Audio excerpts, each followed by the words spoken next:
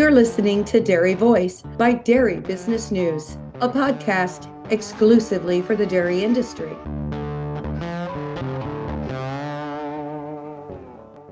One of our sponsors of the Dairy Voice podcast is National DHIA. NDHIA ensures information accuracy and represents their members' interests. They are the direct voice for the dairy information industry. To find out more, go to dhia.org. OneTrack is a new choice for progressive dairies looking to simplify feeding practices and elevate performance. Fed at up to 40% of the ration, this high-energy macro ingredient works alongside on-farm ingredients to reduce sourcing, mixing, and batching, freeing up valuable time and resources. For more information, go to OneTrack, that's TRAK, right.com. That's ONETRAKRIGHT.com. Good morning, good afternoon, and good evening. Welcome to the Dairy Voice podcast by Dairy Business News. I'm your host, Connie Kuber, with Sealpro Silage Barrier Films by Connor Agriscience. Thanks for joining us today. Please like, subscribe, and share this podcast with all your friends. So today is quarter 3 check-in day, and my guest is John Ellsworth with Success Strategies. And he's always a welcome voice as our listeners, that's you, navigate the financial as well as the day-to-day management of your farms. John gives us insights into markets, into budgeting, next steps during the year. So first, John, there may be some listeners that have not heard you before on our podcast. So please give us some background on your career and your experience in the dairy industry. I appreciate the good invite, Connie, and as always, pleasure to be here. To give listeners some background, I have consulted the last 27 years with Success Strategies Incorporated, my own company. We really specialize in finance and strategic planning, helping people get from where they are in terms of goals today to where they want to be 3 years, 5 years down the road. And some of our clients have been with us for over 20 years. So we've had a good track record. And I jokingly the other day, I got an email from a client saying, you know, we might need to do some additional tax planning for year end, which is not something I do, but I do encourage them to do it with their accountants.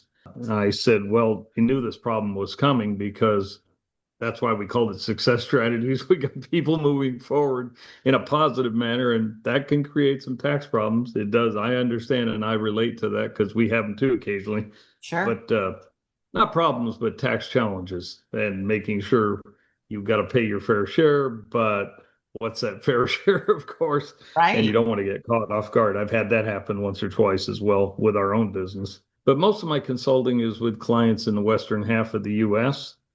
That doesn't mean I wouldn't go somewhere else. I just typically don't. And I live in the Kansas City, Missouri area. I've done this consulting this is our 27th year. Before that, I had about 7.5 years. I was in banking with 2 different banks, doing agricultural loans. And originally, the origin of this business was a graduate project at Duke University during my MBA program. So I worked in the Holstein industry for about 8.5 years, then went to graduate school, went into banking, and eventually I said, why don't we implement this consulting practice? And we just haven't looked back. It's been, as I said, almost 27 years. So love the challenges. Of course, love the people in the dairy industry. They're some of the best people in the world to work with, and always appreciate that. Hi, I'm Tim Hammerich. Looking for your next podcast? Check out the Fresh Cow Files from Zoetis, where we'll discuss hot industry topics, including antibiotic stewardship, employee training, transition cow periods, and more.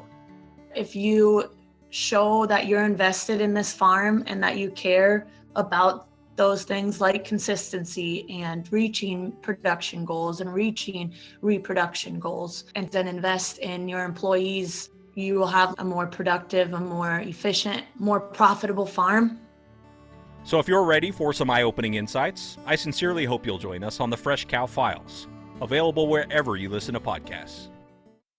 We're getting impacted by some outside forces that we probably want to talk about. So hopefully Yeah. that's One thing is the impact of past and current inflation and what caused it. How's that affecting our dairy farmers? wow, this is a big one. It's not just impacting them, it's impacting you and your business, it's Sure. impacting me and my business. It's impacting all of us. It seems to be coming down. It appears to me that it looks, the most recent reports, 2.3 to 2.8% inflation now. The Fed is actually waking up to maybe considering some interest rate cuts, but they've been reluctant to do so for two reasons. Number one, they've said, no, we're going to have, we don't have low enough inflation. Their goal, their objective was to get us to 2% annual inflation. And we're close, but we haven't been quite there yet.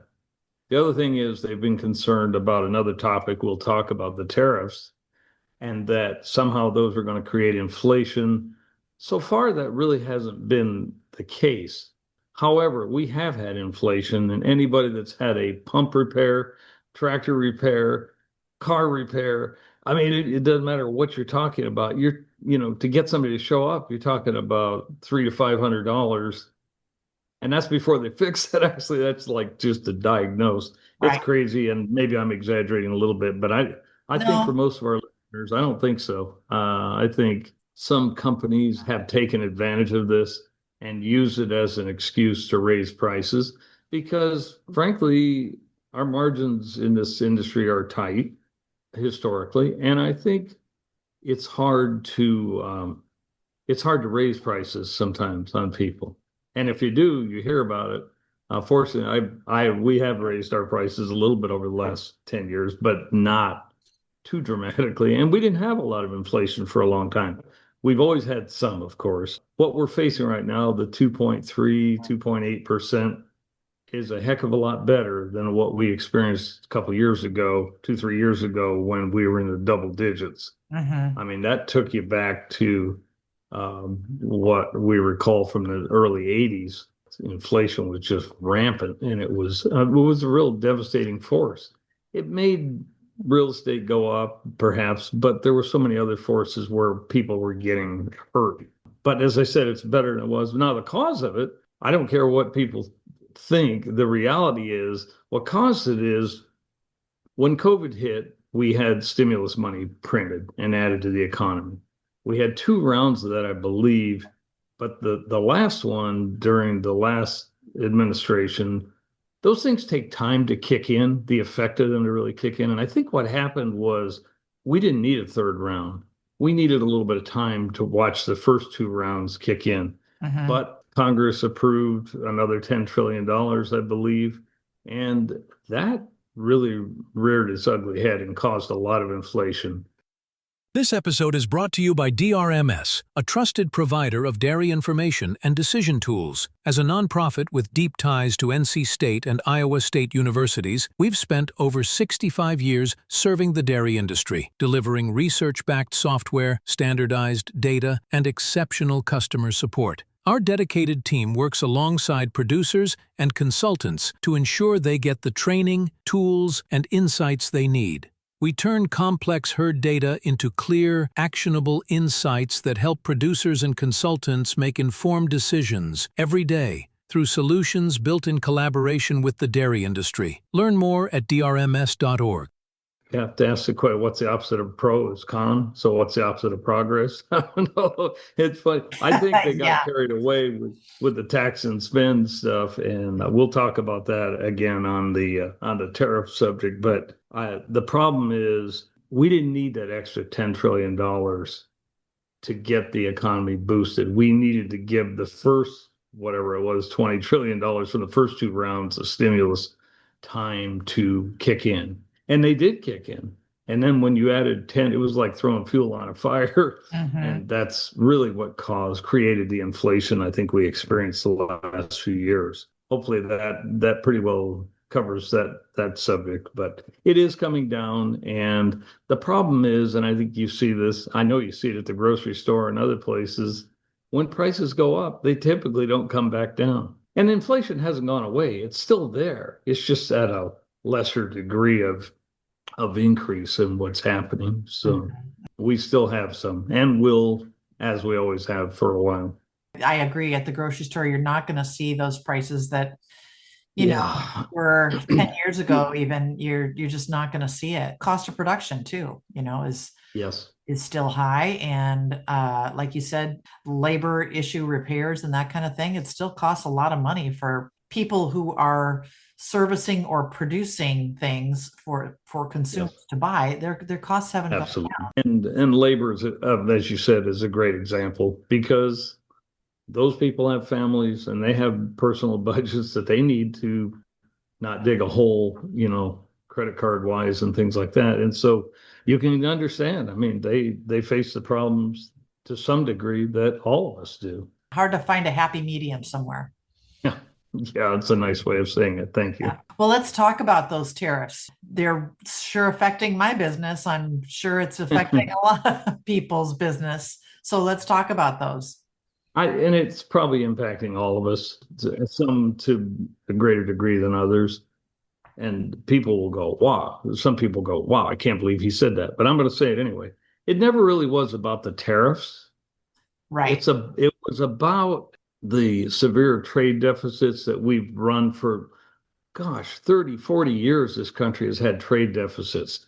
And basically, the way we finance them is borrowing more money as a government. Mm-hmm. Not you and I necessarily, but basically the taxpayer will end up paying it at some point if we ever repay it. Mm-hmm. So it never really was about the tariffs. It's mostly about the trade deficits. Mm-hmm. In the 1800s, pre-income tax, tariffs are how we finance the government in this country. That's exactly how they were financed. Other countries have had tariffs on us for years. So it was kind of comical, really, if you realize that, if you knew that, countries would say, I can't believe you're charging me a tariff. Well, you've been charging us 30% tariffs for the last 15 years. So why is that such a shocker to you? I think it was a shocker because we hadn't done it. Mm-hmm. And as I said, in the 1800s, prior to the income tax in the early 1900s, I forget when that was introduced. That was supposed to be a temporary tax, by the way. That was, I think, like 1910, or maybe it was during World War I to help finance the war. But these trade deficits had a pretty big impact on our GDP, our gross domestic product. And basically, we were at a point where, and this is not political, this is reality. We were at a point where we could not keep borrowing. We just could not keep borrowing as a country. We're at $35 trillion, I think, of national debt. This is part of what I built my business on, helping people not dig a hole. And I can't remember who it was that said it, but so I'd give them credit if I remembered who it was, but I'm not sure who it was. But they said the best way to get out of a hole is to stop digging. Right. And I think that's really what President Trump has done with these tariffs. And you're hearing now about $150 billion, not a deficit, but rather a surplus, monthly surplus in the trade deficit. That will help balance the U.S. budget. Mm-hmm. Unfortunately, the budget is being run by the same people that are, I don't want to say they're fighting the tariffs, but they're complaining about them. And that is, I call them the tax and spend crowd in Congress. And the way they're going about it is they want to continue to tax people, which is fine. We all have to pay taxes. I don't have a problem with that. But how much is enough? It's like, gosh, with $35 trillion in debt, we need to quit spending like a drunken sailor in our country. And I think that's much of what the DOGE process was about. It was getting rid of stuff that, not saying it all had no positive purpose, but there was a lot of stuff where that was just silly. We were throwing not trillions, we were throwing millions of dollars at stuff like that. We just couldn't continue like that. Get your Sealpro silage barrier film today. Protect the seed, fertilizer, labor, and expensive inputs that you've invested in. Choose best-in-class Sealpro now in 3 different versions: traditional 2-roll application, our new co-rolled application, and super simple and wildly successful 1-layer film, Sealpro 1.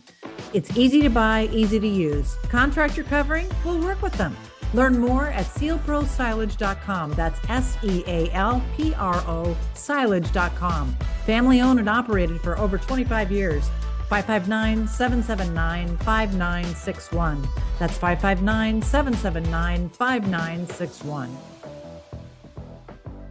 The other thing that I think is interesting, and I think it's like $160 trillion at this point, has been these tariffs have brought potential or future investment back into the U.S. for manufacturing, construction, and a lot of companies are doing that. And why are they doing that? Number one, to get around the tariffs, which is fine. The other thing is it gives the U.S. more control over the manufacturing process. Right. And one of the scariest things during COVID, besides COVID itself, of course, one of the scariest things was a lot of our pharmaceuticals and other things were made, and I'm not picking on China when I say this, but they were made in China, they were made in India, they were made other places. And if you have a falling out with any of those countries, you're you're in a kind of a difficult situation. Let's leave it at that. I think that's really the gist of why the tariffs have been put in place. They have brought investment back into the U.S. instead of those dollars going to just cheaper labor sources. And that's not going to be without any pain for us as consumers in the short term. But frankly, long term, we should be better off as a result of it. What's really been behind the tariffs, getting the manufacturing back into the U.S. and overcoming these trade deficits, which were killing us financially. Right, right. And along with that, getting the manufacturing back in the States is that our manufacturing needs to do as good as or better job than what we have imported in the past. Yeah, if they don't, then that's not a competitive situation. And Right. this has all happened in a matter of 7 months. I think it's a little early. We don't want to throw the baby out with the bathwater. So I think we gotta give this a little bit of time to see how this works out. Thus far, I would not conclude that the tariffs have been inflationary. The inflation was already there with the underlying, the drunken sailor spending that I mentioned earlier, and the tax and spend crowd in Congress who want to fund wars and things like that. And let's not be starting them just to stimulate an economy. Let's be a little smarter about it.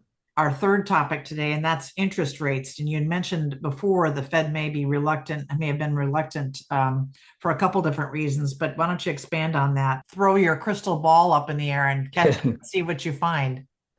Well, my crystal ball has been a little bit off base the last couple of Fed meetings. I do think that it's way past time to start lowering the rates. Yeah. We have some of the highest interest rates in the world, if not the highest, compared to other developed countries. They've already been cutting theirs. And I heard an economist say something about, well, when you start cutting rates, it's a sign of weakness. Well, maybe, but let's call it what it is. If it's weakness, that's fine. It still would help businesses like what you and I work with, the clients that we work with who carry debts. And this is just my opinion, but I think it's based on reasonable assumptions. And that is, I think the rates have been too high for too long. And I might point out that the Fed is usually late to the game, whether the rates are going up or down. And then oftentimes they will overcorrect, whether it's going up or down. And typically, if they overcorrect, that creates new problems. And then we end up swinging back the other direction on rates and stuff. Here's what I would expect to happen. They did not cut rates in July I think it was July 28, 29. They had one of their 8 or 10 meetings a year. They did not cut them. However, Chairman Powell made some what were described as dovish comments, and that in his July meeting. And that is that he alluded that we may be 100 points too high, which is basically 1% higher than we should be. You've heard things like the Treasury Secretary have said, we need to lower them 1.5%. I was born at night, but not last night. And I don't think that's going to happen anytime soon. No. But I would expect gradual decreases. And I would expect that with the September meeting they have, before I see you at World Dairy Expo, for example, I would expect that they will lower rates, maybe 0.25%, possibly 0.5%, but that would be a big jump. But that's kind of my expectation. And I would say over the next 9 to 12 months, we'll see a whole 1% decrease probably. They have been reluctant, again, because they were concerned about two things: inflation not getting better, which it has. And number two, they were claiming, or concerned, I shouldn't say they were claiming, they were concerned that the tariffs could cause inflation. But we've had the tariffs for 5, 6 months now, and that hasn't been the case. In fact, inflation has been working its way down. So thus far, that has not occurred. And I think what that's going to force is, I think at this point, they're saying, well, those haven't happened, so maybe we do need. That's why I would expect a 0.25% increase, or decrease rather, in September. 0.5% would be a lot, but sometimes they go extremely fast when they decide to finally go. Well, the 0.5% would be helpful to a lot of business. Oh, yes, absolutely. Because as we go along, businesses have been absorbing those tariffs and kind of watching that going up and down and that kind of thing. And so that would be really helpful for everybody. As the margins, particularly in the dairy industry, as the margins tighten, it gets harder. I mean, it gets harder to cash flow. The profit margin is being squeezed right now as milk prices come down. And actually, that's a topic I didn't send you, but it kind of led into it pretty nicely. And prices are coming down. Class 3 and Class 4 prices, they're both in the $17, $18 range. And that would be hard if we didn't have lower feed costs. But we have lots of milk, evidently, and we have sufficient product. It seems to me even though like the butter inventories, I understand, are down from a year ago, no one has recognized that. Doesn't sound like there's a surplus. Plus, we have the lowest in butter. I think we have the lowest price in the world right now. So, which has helped our exports, and thank goodness for that. I would wrap this section up by saying this is a great time. Feed prices are low. It's a great time to contract feed costs. Singles and doubles win games too. They don't all have to be home runs. Right. You don't have to get the lowest to the penny to do well. Mm-hmm. And so I hope people are thinking about margins, not, gee, 5 years ago, I was able to buy this for X number of dollars per ton.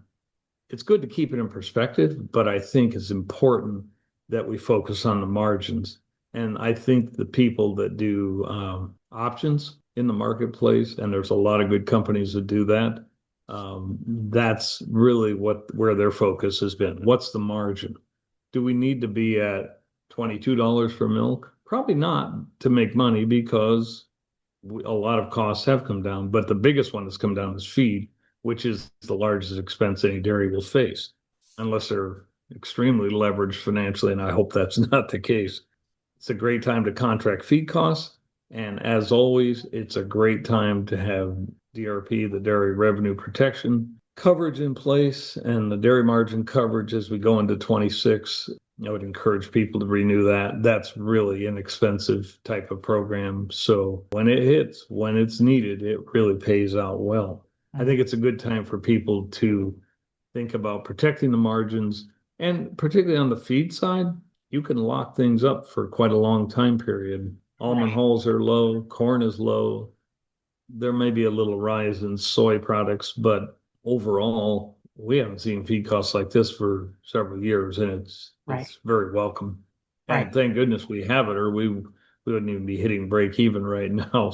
Yeah. And if we get a little relief on the interest rates, as you suggested earlier, that clearly would help people as well. From what I hear, all across the country, it looks really, really good for corn. So there should be plenty. Yeah.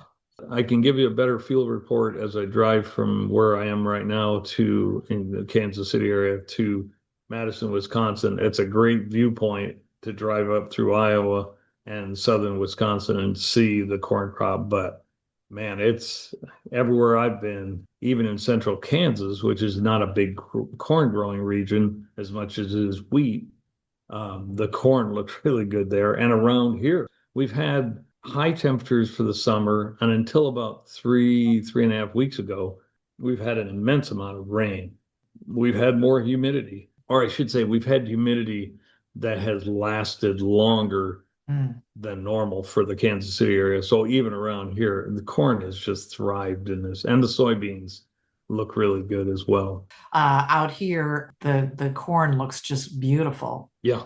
And they're chopping away, and huge fields that are just really beautiful. So you never know what's going to happen next year. I was in Tulare 2 weeks ago, and I was standing next to a field, and I swear it was 12 feet tall. I'm almost 6 feet tall, and it had to be twice as tall as me. Yeah. And I said, man, this corn looks really good at 12 feet. And the client said, oh, that's nothing. That's on the edge. It's almost 13 and a half feet in the middle. Yeah. So being the non-corn farmer that I am, I made no response to that. I said, well, that's great.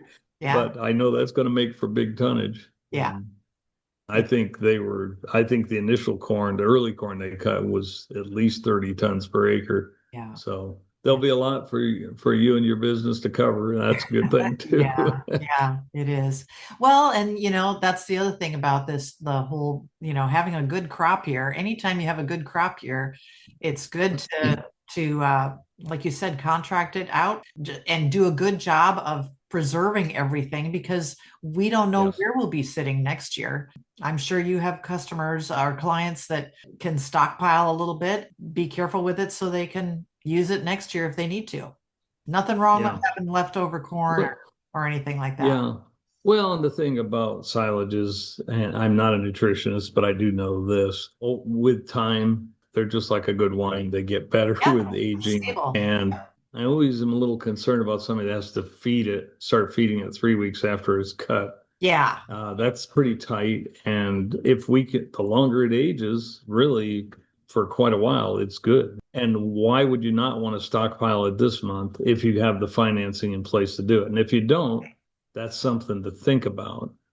Because when we get a downturn, I'd rather go into a downturn with a big feed supply on hand, so I know my loan to value ratios, percentages are good by the bank standards. And of course, in a downturn, the banks get a little more picky, antsy about who's doing what and what's your position on feed and herd and things like that. So, and this has been a challenging time, a good time for people that have replacements or replacements that they can sell. But those that are short, this has been a trying time. They needed a break on the feed side.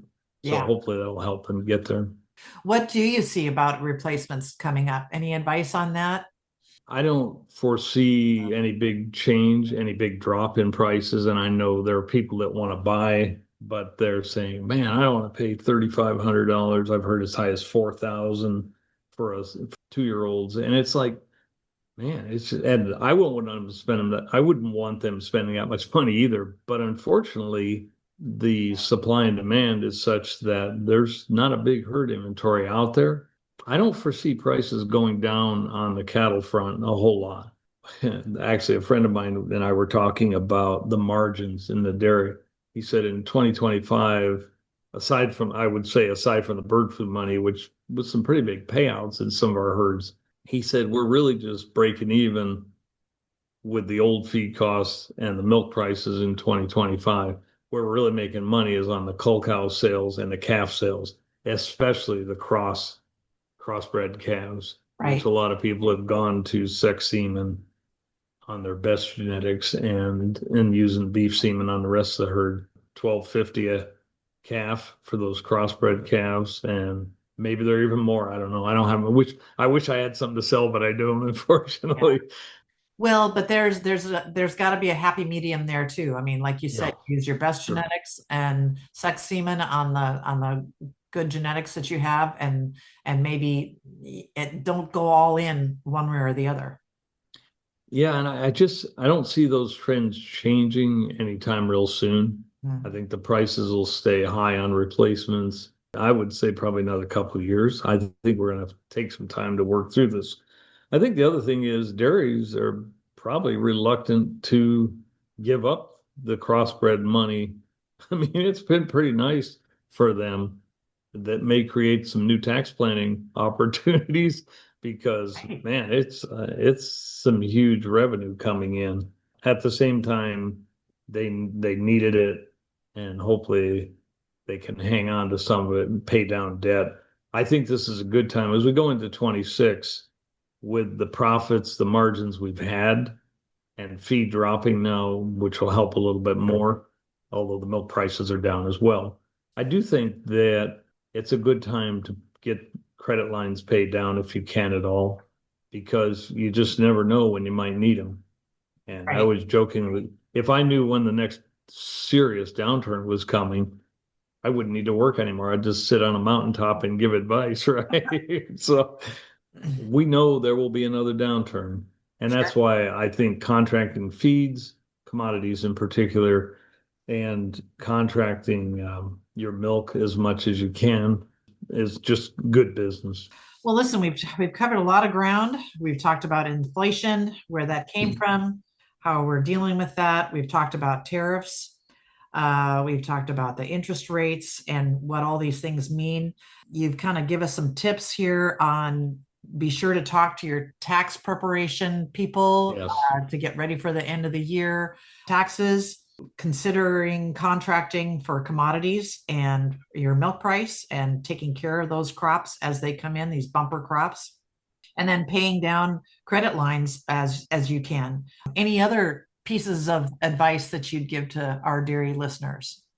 Well, I think sometimes we can get, and I see this from banks in particular, that oftentimes people are so busy comparing themselves to other operations. But unless you've got an identical operation, that's a tough comparison to make. If you've got a 72 stall rotary barn and I've got a double 24 parallel barn, both of which are great facilities, the economics of labor are different. I like people to compare to what we budgeted for 2025. How are they doing compared to that? And I think in general, most of our clients are considerably ahead of what we budgeted. I thought it would be a little tougher year than it's been, but the bird flu money, decent milk prices the first 6 to 7 months have been good, and feed has been coming down throughout the year. That has helped. And if we can get a little break on interest rates, that'll help as well. I think people should spend more time comparing to their own budget, and maybe just as significantly, how did you do in 2025 compared to the same period in 24 and 23 and 22? Are we making progress? You definitely want to be moving forward in that. And sometimes I think that's a more dependable comparison, because I can't keep up with a guy that's got a 100 stall rotary barn if I'm milking in a flat barn or a tie stall barn or whatever. So, and I'm not belittling those. In fact, I grew up in tie stall barns, so I know very well. My knees still hurt from some of that time there. Yeah, me too. But and every year gets a little better with time. But still, there are people that are still using them, and rightfully so. But it's hard to do a comparison. That's why if you're doing any comparison with others, do it on a regional basis, and more significantly, more importantly, I think, compare with how you've done in the past. And labor is an issue for a lot of people. If we can keep it anywhere near the cost per hundredweight we've had the last several years, I think we're doing really well. And one of the ways you do that is maybe we make more hundredweights per cow, more hundredweights or more cows per full-time equivalent. It's the only way I know to kind of dilute that cost per hundredweight, because a lot of the state legislatures are not doing anything. And I don't want to pick on California legislature, but they've made it very challenging for dairymen or for all businesses to restrictions on hours and minimum wages and overtime and things like that. That's made it tough. And I know their intentions are good. I think they're good. They're trying to help the workers, and I'm all for that. But we're not really helping the workers if we put somebody out of business. Right. And it's some of the measures they've taken have gotten that extreme. I'm very thankful that all our employees, including myself, are out of that particular state. Ever since COVID, and maybe even before that, all governments, whether it's local, county, city, state, they're all having a tougher time balancing their budget, because that inflation that we're complaining about, they get hit with it as well, and particularly on the labor front. And they've made some agreements over the years that they're kind of getting bit in the back end right now because they're going, wow, we agreed to this and this guy's going to retire after 40 years of service and he's supposed to get 80% of what he earned in his last 3 years. That is pricey. And I'm not belittling them for having made those agreements. I wasn't in on the negotiations, so I don't know what they agreed to or why they agreed to it, but it's still a fact of life, and we're going to have to pay for those things going forward. I'm going to throw one more question to you. Sure. So it kind of sounds like we're in kind of a happy medium type of situation right here, and there's some things we need to be careful with. What about, is this a good time for people considering, say we've got a family that they're considering adding the next generation? Is this a good time to do that? Not a good time? How do you feel about that? We could do a whole podcast on that. Yeah, we certainly could. Maybe we need to do that at year end, the fourth quarter. That'd be good, yeah. I think it would be a tough time if you have to go out and buy replacements. If you can do it through internal growth, I think it makes a lot of sense because even the banks have started raising the values they put on animals. So in terms of loan to value, if you've got, for example, if mom and dad want a son or daughter to come into the business, they can borrow with the higher value on cattle. Perhaps they can borrow a greater dollar amount. So that's a tough thing. And interestingly, I have 3 or 4 clients who are on their next generation. So I've been there long enough that I'm in the next generation completely. And I have one where we're just starting to orient the 3rd generation. So, wow. And if I tell you anything more, that'll just tell you how much older I'm getting. But but it's been interesting. There's some creative ways to finance that. For mom and dad, tax-wise, they don't want to get hammered with capital gains tax on the whole amount. So they're better to set up a, let's just call it a buyout plan over time. And we've had some where the herd and feed are the first things to get bought. And then because there's tax advantages to mom and dad still owning the real estate, maybe leasing it to the new entity of the son or daughter or multiple sons and daughters. A time payment plan can work out pretty well because they're only going to pay taxes on the principal portion and they'll pay straight income tax on the interest portion. But within the guidelines, the IRS, and there are guidelines for how long the loan goes for, what the minimum rate is, it can give young people a start in the business and a way to get in over time. And that's how mom and dad financed the herd over years too, when they were younger. So it's a good thing. I've had a number of clients who have transitioned to the next generation, and typically it starts with the herd, feed, and or equipment, and then eventually they will either inherit the real estate or they will buy it. And I'm getting way above my pay grade telling you a whole lot more than that. But I think this would be a challenging time. But if we have some inflation, the value of things are probably going to, which we do, the value of things are going to go up too. And so we could benefit from that as far as how much you could borrow against those assets to make that purchase transaction. As long as Mr. Fed pulls those interest rates down, that'd help too. And believe me, if I'd had a button to push, I would have pushed it a long time ago. But that's a little self-serving, not for my own personal gain, but certainly for my clients. It would help. It would have helped a lot of them considerably. So I would have definitely been pushing forward sooner than they have. And I don't want to sound critical, so it's a tough job, I'm sure, to make those decisions. Gosh, we've had lots of good information shared this morning. Well, thank you. Anything to add that we didn't cover? Now is the time to get with your accountant and start doing tax planning. That's not something I do. Well, I do it, but I do it with my own accountant. Right. So I think by early October, producers need to be thinking about that, because overall, I think 2025 has been relatively profitable. That's not saying they're going to have a big tax liability, because they may have tax loss carry forwards, but the accountants are the only ones that really know that. And so I think it's imperative that you get with the accountant. If it all is a phone call and he or she says, you have no tax, but you made $1 million this year, you don't have any tax problem, we can offset that, then that's fine. But if you need to do a prepay line of credit or a deferral line of credit where you defer milk checks, two things need to happen. First, you got to let the banker know because they need time to put those things together. Even though most of them are really good about it as you get into the fourth quarter, because they know you need to get it done before 12/31. The other thing is that if you're deferring milk checks, you got to let your cooperative or your milk handler know that. Right. And I don't know the specifics on it, but if you're going to defer 2 months, I think you got to be like a month ahead of that.